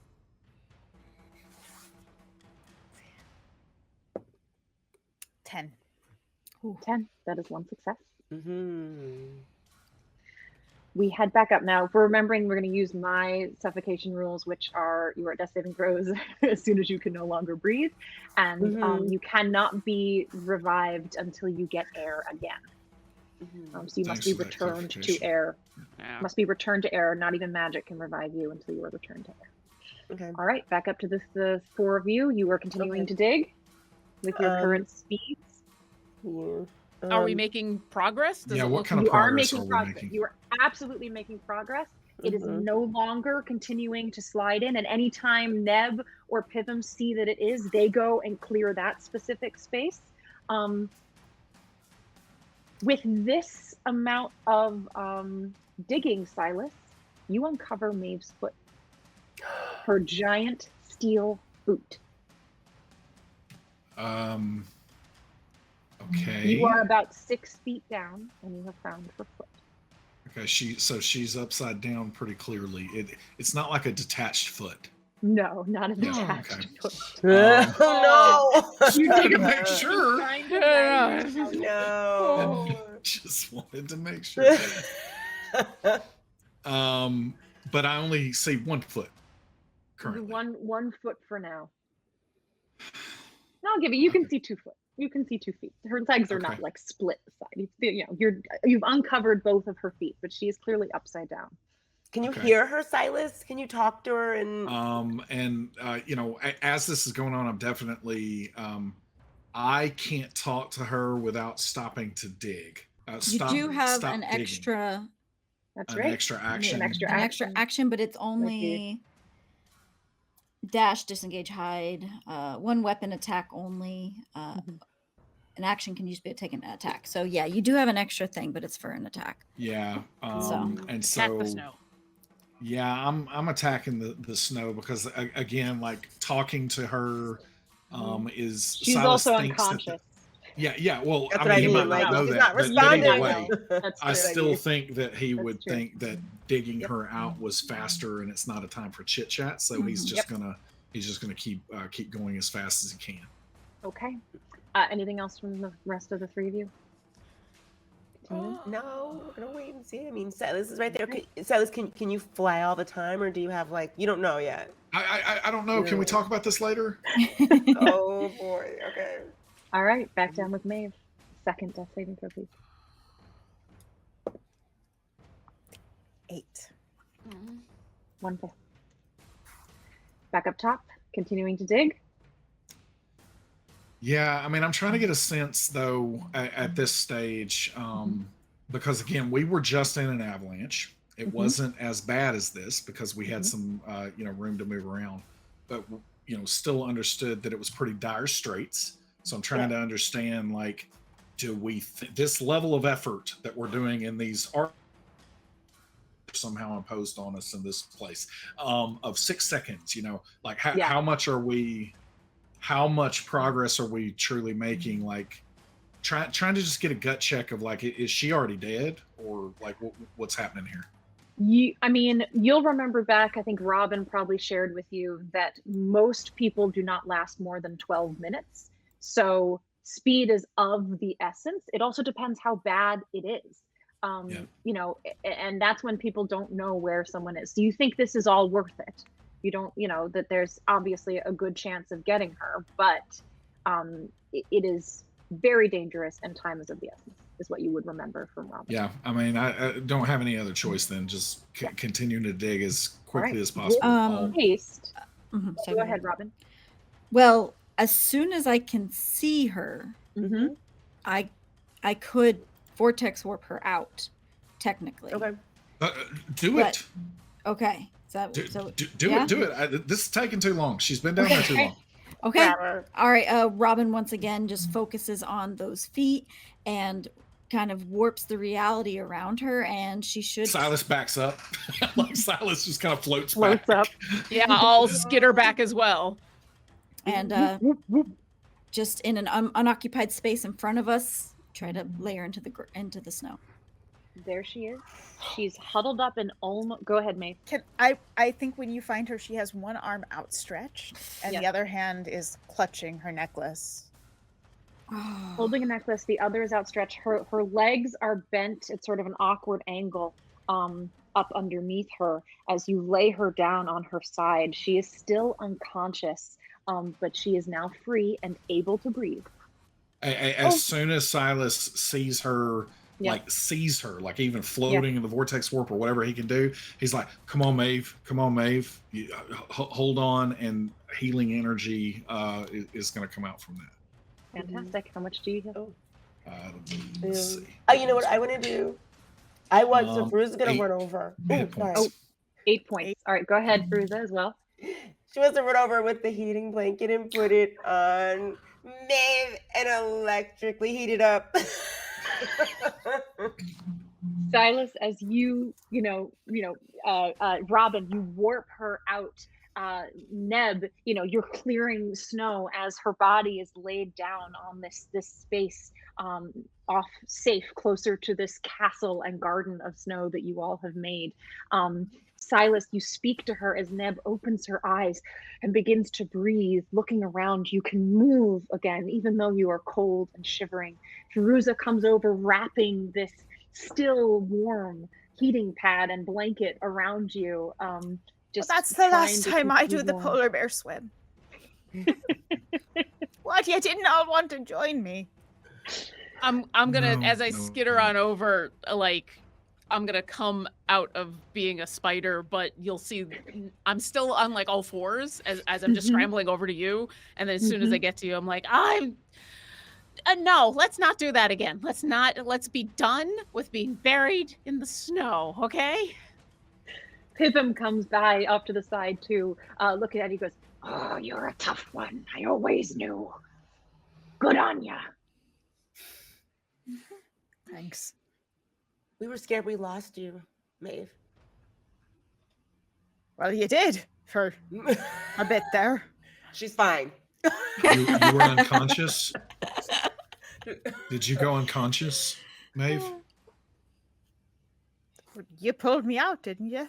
I don't know. I barely saw you. You were in some kind of vortex or something. Miss Robin keeps making. Yes, by the way. I mean, it all was a bit of a blur. But it was dark down there and it was cold down there, and I don't recommend it. Did you see anything while you were down there? Snow. Like, I think she means like your life flashing before your eyes. Oh. that kind of thing. not so much flashing, no. Cold, snow, dark. I'm gonna light up my fire fist and hold it over to Maeve like a tiny little campfire, so to help with the blanket and I everything. sort of lean over it. Are you still Should clustering? should Maeve? we try we- to get away from this Are we death done? trap? Where's the... Where's do the we- mirror? You have the mirror? Fairuza had set it down right on the ground, right on the top there. She set it down when she came over. It's right there. Did we put the shard in yet? No, we haven't done anything yet. Now, once Do we want to Fairuza- like go to stable ground somewhere yeah, and then maybe try that? Yeah, let's do Maeve, if that. you feel up to getting up, let's go somewhere where we're not going to get buried in snow again. How about that? Yeah, let's do this. Where's Does that gonna anybody be? have anything reflective Your like on pants. you? Yeah, just it kidding. won't help if it's on me. Um, Nobody has glasses or anything, right? I have Yeah, glasses. I mean, Oh, you do? Yes, Okay. Yeah. So Silas is catching a giant glowing eye in Miss Robin's glasses, and he's like, "Oh no, oh no!" Go. and he closes his eye, and he's trying to see, is it still trying to peek out under the lid, or when he closes his eyes, does it go? Does it? Do you have an answer to that? Yeah. Basically, Silas is asking everyone, and it does go away when he closes his eyes. So, does it go away when I close it at least? Yes. Oh, And You're you gonna are maybe want blinking. to work on and learning more winking. code. oh my gosh, I was so worried about that. And then you see Silas on and off, but he's like, "Hey, seriously, let's find like a rock somewhere, like a rock that we can like sit down on." Let's I'm gonna- rock. Yeah, I would like to look Yeah. around for rock and/or stable ground. All right, so you are at the bottom of this, I think we said 20-foot little cliff drop here. If you want to get back up there and back to where your little camp was. Everything down here is basically avalanche. So you just have to, Silas is still flying. I should still have the Oh, rock right, you ladder. made the ladder. Great, you made a rock ladder. That's right. So it's still there. You all can climb back up, make your way back to your igloo safety that you created. I think Robin, as everybody's going up, would just take a moment and look back and just be like, "Goodbye, train," Yeah. and just kind of ponder on what the heck we're gonna do, and then climb up. Okay. You climb up the rock ladder to the top, make your way back over to the forest and the safety of the igloo. It is still there, still sound. You go in, you can still see the little fire sticks and things that you created as you settle down with the mirror. Shall we? I mean, yeah. like, This is should we gonna- do this outside? Because, like, if Tall Ron comes in here and just starts to rampage and destroys our beautiful igloo, I'm gonna be really upset. Sure. I mean, I think Yeah, he's supposed sure. to be in the room, but I don't know how this stuff works. I mean, the mirror is supposed to be in the room and it's now off the wall, so I think your caution is warranted. This so yeah. might not even work. You're Let- right. Let's try it. Though. This will be Ivy's first time out of the tray. Yeah. So again, there's something that's been rampaging here. Right. It's been cleaving its way through the forest. What? It's Wait, what? Yeah, What? I think. Yeah, Maeve, we might need to fill them in on that part. So there's something that's been rampaging here. cleaving its cleaving way its through way the through the forest? forest is Like like a 30 animal? Like big, I think it's small. the rock guy from the Neverending Story. I think. Oh. Like, I mean, that's just me guessing. But like pushing over trees big? Yes. What, do we know this thing? I Have we seen this mean, thing before? Yes, we sat down and had a lovely tea. did you? No, I have no idea. That's why I'm saying there's something. But If I knew Neb, what weren't it you was, telling I'd us tell you what something it about was. like something big, like that was making a lot of noise at least, or something? Yeah, Back near the told you mines. back at the mine when we Yeah. were outside and Yeah. we were trying to figure out what had happened. We'd heard noises and things, and I went off as a wolf and then ran back because Fairuza's moose said, get out of here. I forgot I didn't about s- the moose. I heard it, but I never saw it. And the wolf that I talked to, they said they never saw it either. And it tore down trees and it decimated them. That's what I was thinking. Yeah. Definitely found rock us. guy from Neverending Story. Definitely. Well, I mean, who's to say we actually have to encounter this thing? I mean, one problem at a time, right? That's it. In Shards. video games, Several World Boss, you can just walk around it. So, and I point to the mirror Mhm. and I go, Oh. What, you think they can hear us? who? I don't know. Like, what? I didn't understand your gesture. Ivy? You think Ivy is listening to us? You think? Like when you put your phone down on the table and you're talking about, tulips, and then you get like ads for tulips for 3 weeks. You are all the worst at keeping secrets. Did you know that? Tulips? Who's talking about tulips ever? I'm assuming the mirror is still wrapped in the blanket and we're all in the Yes. igloo and it's like, Mhm. okay. Well, the blanket was used for Maeve, but yes, Fairuza No, could the have heating rewrapped blanket it. was moved for me. Oh, the heating Blanket blanket was made. yeah, the quilt will yeah. be, yeah. I Mhm. understood. So Okay, yeah. Neb has now spent enough time communicating as an animal non-verbally that she's going to catch on to what Maeve is saying non-verbally and just get up and walk over and pick up the mirror with the quilt and look at all of you and give a nod and then go outside. Okay, yeah. As soon as Neb is out of earshot, but please stay in eye line. I'll say, look, for what we know, Ivy could only hear us and talk to us at specific times and when we were in the room. But now, Are we concerned about that though? I just realized, does Neb also have the shard? Fairuza No, has I do. Fairuza. Or is it just- Fairuza has the shard, yeah. Yeah.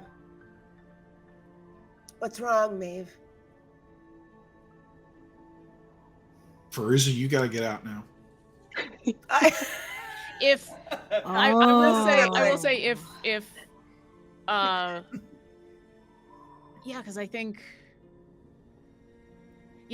Neb would have figured out what you're putting down Yeah. and would have just hold out a hand to you before she left, Fairuza. Okay. All right. All right. So Fairuza and Neb are standing out in the cold. Oh, I Why- meant to why just are we take the shard. concerned? I meant to just Oh, hold out take- like Oh, to take the shard from Yeah. Fairuza? I think Yeah. Robin wouldn't want to let anyone be alone with the mirror, so Robin will exit with Neb and let these guys Okay. talk. Okay. So Robin and Neb, you head outside with the large mirror and the shard held in your hand with the quilt, everything wrapped around it. If as you she's holding the step mirror, just outside the igloo. Yeah. if she's holding the mirror, I'm holding the shard. We're not going to let one Okay. person hold both. perfect. Gotcha. Gotcha. Perfect. Your We're proper literally- Horcrux rules. Here you go. Yeah. We could literally be acting like carrying a bug. Yeah, but I guess what I'm saying is like, I don't know, maybe I thought since they were like ruler, almost like godlike beings, that they probably were already listening to us. Like somebody's listening to us because they know our initials and all kinds of stuff. And so even if they are listening to us, what are we concerned about? You always tell everyone all of your plans. sensitive things, perhaps. Well, I mean, I think she already knows our plan, right? That we're getting all these mirror shards. Like, that's kind of the whole thing that we've been doing. Oh no, but there was someone who was trying to keep us from talking to Ivy and communicating with her. And Who? Tallrun? You talking about the bull? Or was there someone else There that I'm were not thinking things about? in the story that didn't add up. Yeah, I agree with that. I mean, I'm she's so- probably gonna, crawfish us at the first chance that she gets. But I'm just saying that, like, I thought we kind of determined that we didn't have a choice. He's We really don't- a 45-year-old dude with living in his parents' basement.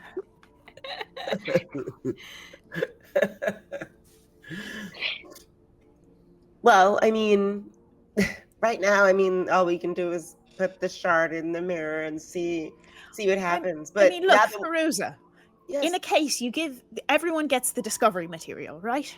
yes. But are you going to tell the opposition what your strategy is going to be? How you're going to argue the case? You Do wouldn't, we have right? a strategy? Like, I thought it's like just, find shard, secure shard, put shard in mirror.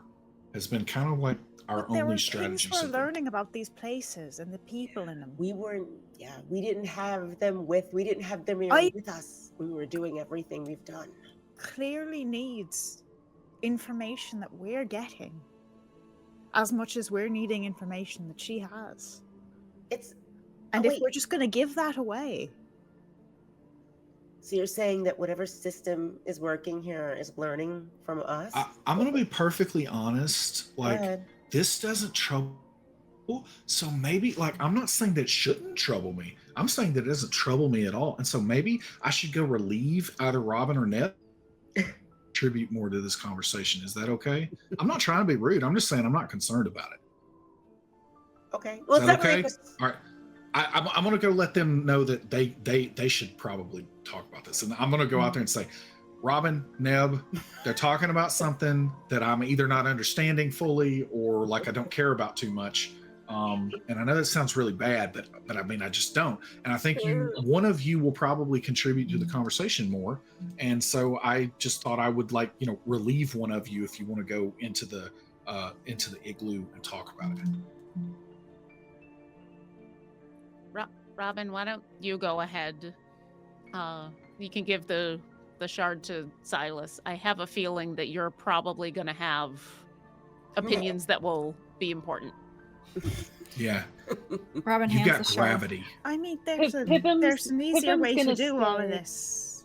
Well, I'm just gonna say Pibim's gonna stay with Neb and the shard and the mirror, just again as kind of continual guard to kind of stay close with someone. Go ahead. I was going to say there's an easier way to do all of this, which is now that everyone understands what we were trying to say, to take a notebook and write things down. But what I wanted to avoid was someone saying, like, to read it all out loud as we go. All of the things we've discovered. Just any of the information that the We're idea finding that I was out. trying to communicate, that the idea that we might want to be, like, that we should maybe be careful around what we say in the presence of the shard and or mirror, now that it's out of the room, which seemed to have a buffering effect. Interesting. And then now Yeah. at this point, you like outside anyway, Neb sees if she could probably put this together. That Silas, had he wasn't telling a lie about the conversation, but he also is like kind of floating up, like he's not leaving like the camp or anything, but he's trying to like see, like, is this just going to last forever? Like, what's going on? And he's just like, kind of, flying around in circles. He's going up a little bit higher. He's a little bit scared of heights. So that, he's going to have to get over that. But he's like, just kind of testing it, and everything. But he's making sure he comes back low and kind of checks in just in case Neb has anything she needs to share. Neb has sat down next to Pivum, and I'm really glad that you're okay. I'm glad that we're all okay. I kind of wish I had popcorn to watch Flying Silas up there. Yeah, it's crazy. It's not as cool as being a bird, though. Well, I can't do either at the moment, so I'm just going to be in awe of the two of you. Maybe at one point I can fly at some point. But for now, we can just watch him do circles. I am glad you're okay. I was real worried about all y'all. Yeah, we were worried about you too. So I'm glad everything worked out. It sucks to have lost the train, but at least with what we were able to get, hopefully we haven't lost any of our chance to put things right. Yeah. You lost all your belongings as well. I hope nothing too important to you. Well, I had all my stuff in my bag. It's gonna suck when I want to change clothes. These jeans are getting a little ripe. Signed Michael Jordan, 1993's finals basketball. That's what I had down there. And it's gone. And he just keeps flying. And he's like, it's gone. Well, now you know what you're going to create the next time you've got energy to create things. It's only going to last temporarily. That was forever.